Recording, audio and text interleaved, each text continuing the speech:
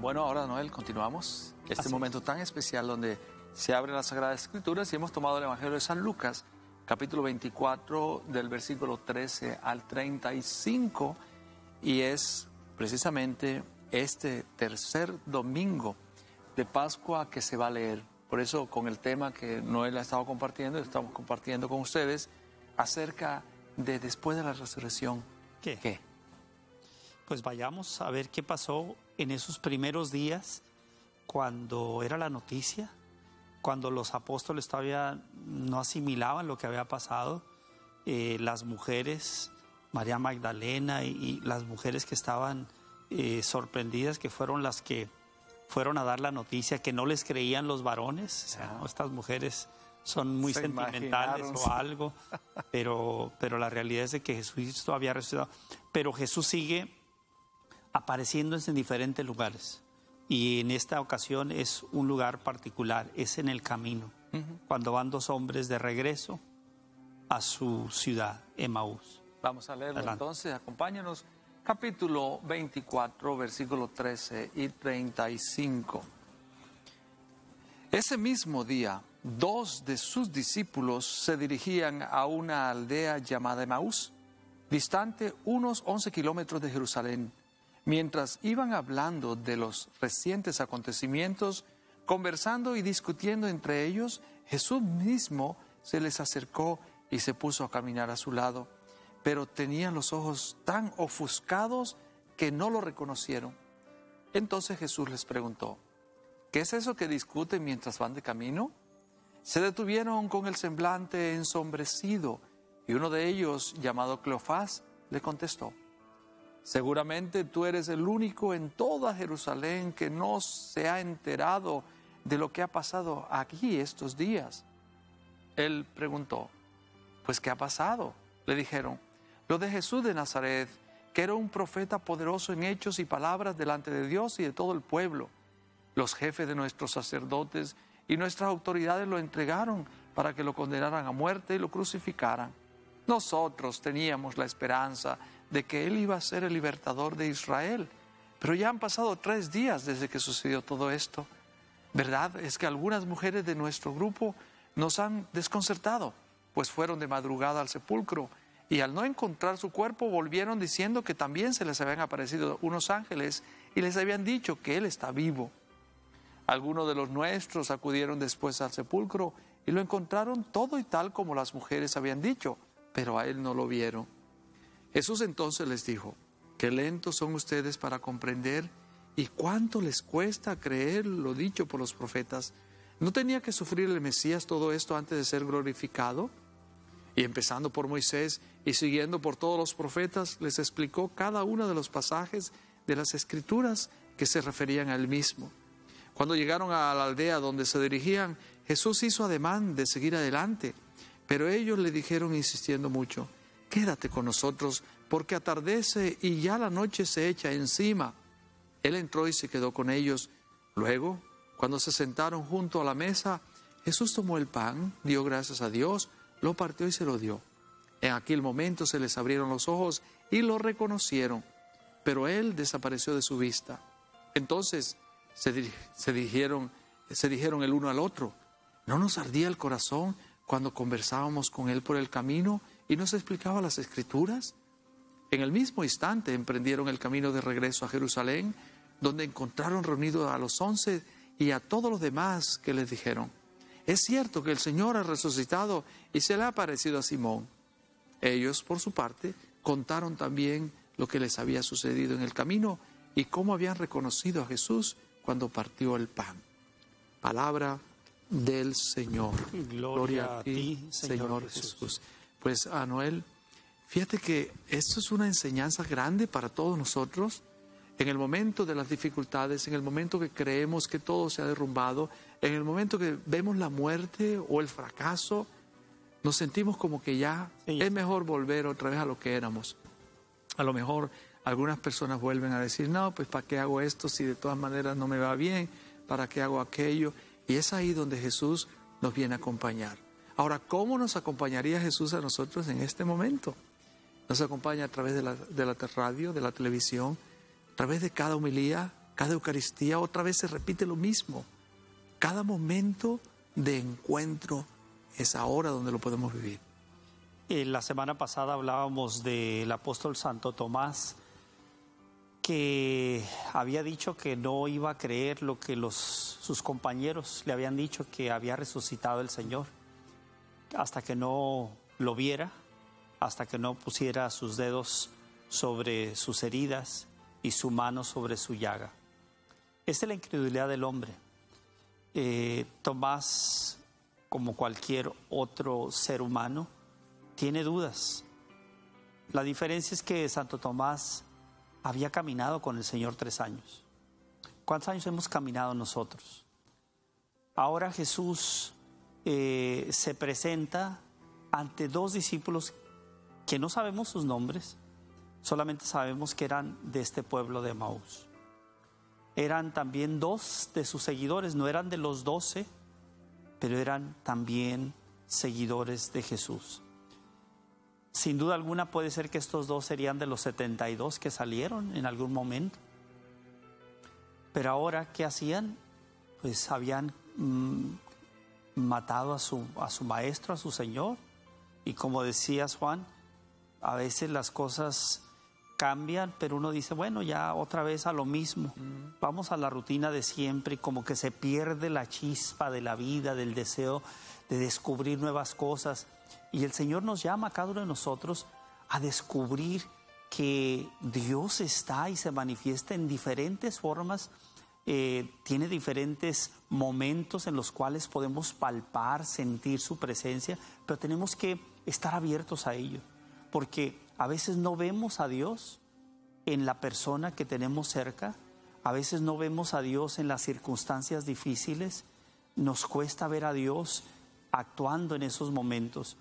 Pero miren lo que pasó, la tristeza de estos hombres, su problema, su depresión podría haber sido. Era parte de eso. Era parte de eso, era más grande que la fe puesta en el Señor. Entonces aquí hay una enseñanza. O sea, nuestro problema nos puede cegar tanto que estamos tan concentrados en nosotros mismos, en lo que me hace falta, en lo que no tengo, en lo que quisiera, que perdemos primeramente el sabor a la vida y caemos en una tristeza. Y Dios puede ser que nos esté tocando aquí el hombre, pero no tenemos tiempo para voltear, porque pensamos que no hay nada que nos cambie o que cambie la situación. Y esto era lo que le pasó a estos discípulos. Iban caminando y Jesús se aparece, va caminando con ellos, les habla, empieza la conversación y todavía no se dan cuenta. O sea, duraron un tiempo. Y pues si pudiéramos analizar este pasaje bíblico con mucho más tiempo, podemos ver los pasos que tomaron para al final descubrir que era Jesús. Primero dice que le leyó las Escrituras. O sea, las Escrituras es palabra de Dios, por eso como buenos católicos tenemos que leer la Sagrada Escritura, le escuchamos en cada celebración eucarística, pero tenemos que darnos el tiempo. El Papa, cuando lo entrevisté, dijo qué tan importante era meditar en un pasaje de la Biblia, hacer la lectio divina, que nos lleva a meditar, porque Dios nos habla a través de su palabra. Pero eso no tenemos tiempo para eso. Estamos más preocupados por las situaciones que nos están sucediendo. A esto le pasó a ellos. Entonces, después el Señor les llama la atención, les dice, qué lentos son para creer. O sea, ¿por qué dudan tanto? ¿Por qué están tan metidos en su situación? ¿Y la fe dónde quedó? Qué tardos son para creer, qué lentos son para creer lo que los profetas escribieron. Finalmente, ¿dónde descubren que era Jesús? Fíjate que tú mencionas algo muy importante. En la liturgia, nosotros llamamos esta parte, en la celebración eucarística, llamamos esta parte la liturgia de la palabra. Y tenemos base fundamental para explicar desde Moisés, desde la creación del mundo, como hacíamos ahora en la vigilia pascual, de dónde viene la salvación del ser humano. Y Jesús se encarna para encarnar esa palabra que el Señor había prometido a través de los profetas, a través de la misma ley de Moisés, Y ellos eran lentos para entender porque iban ofuscados. Entonces la iglesia pretende, al comenzar la celebración eucarística, la primera parte está dividida en dos. Tenemos la liturgia de la palabra. Que la palabra de Dios nos llene, que nos haga arder el corazón, como les tocó a ellos. Fíjate que llegan a decir, con razón nos ardía el corazón. Entonces, el primer punto que mencionaba Noel después de la resurrección, ¿qué? Es volver a la palabra de Dios. El Catecismo de la Iglesia, en el numeral 133, escuchen bien, Catecismo de la Iglesia Católica, numeral 133, dice, la Iglesia recomienda asiduamente la lectura recomienda insistentemente la lectura asidua de la palabra de Dios. Y cita a San Jerónimo, porque desconocer las Escrituras es desconocer a Jesucristo. Entonces, como primer punto tendríamos, Noel, esa base de volver a enamorarnos de la palabra de Dios. Y ahora, el segundo punto, la segunda parte de la Eucaristía. Sí. Ahora ya creemos, ahora nos podemos sentar a la mesa. Ya desde el ambón nos proclamaron la palabra de Dios, por eso es consagrado el ambón. Ahora vamos al consagrado altar también que tenemos para ahora sentarnos a la mesa. Y en la mesa, en el momento del partir el pan, lo reconoce. Sí, dice la Escritura que ellos le dijeron, quédate con nosotros. Qué maravillosa expresión. Esto suena muy bueno para un lema de un evento, congreso, de un metanoia. Quédate con nosotros. Ellos en la conversación comienzan a sentir presencia de Dios. Todavía no reconocen, no saben quién es Él, pero comienzan a sentir esa paz. Donde está Dios, donde se busca a Dios, se experimenta la paz. Y una vez que experimentes esa paz, no quieres que se te vaya. Por eso le dicen, quédate con nosotros. Pero no le dicen maestro ni señor. Era como un forastero. Quédate con nosotros. No sé para usted el día de hoy. Quédate con nosotros, es decir, quisiera seguir sintiendo esta paz de este mensaje que me están trayendo. Porque Dios actúa a través de estos medios. Claro que sí.